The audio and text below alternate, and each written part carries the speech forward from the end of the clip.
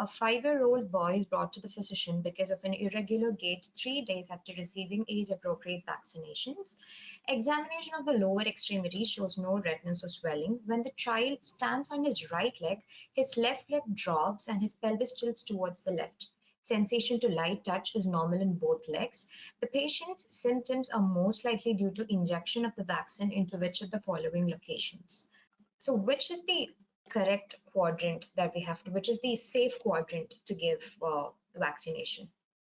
So here we have given it in the wrong place, and that is the reason why the patient has some typical problems.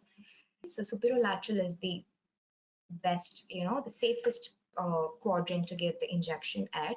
So whenever such question come up, we have to see what particular sign the patient is exhibiting. So here, the thing that strikes is when the child stands on the right leg, his left leg drops and the pelvis tilts towards the left. What is the name of this sign, which is very particular for this nerve injury and very peculiar?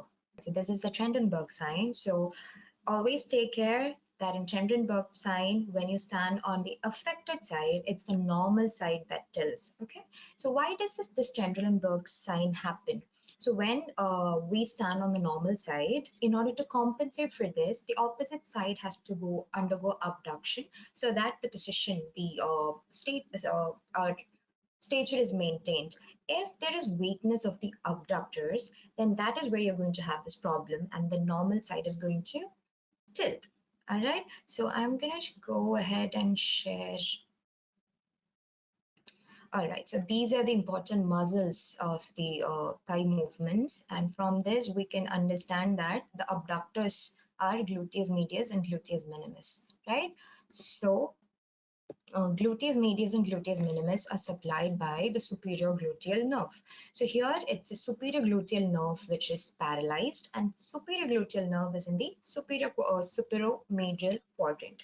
So this Trendelenburg sign is very particular for superior gluteal nerve palsy, and superior gluteal nerve lies in the superomedial quadrant. So it's easy to remember, right? So superior gluteal nerve, superomedial quadrant, right?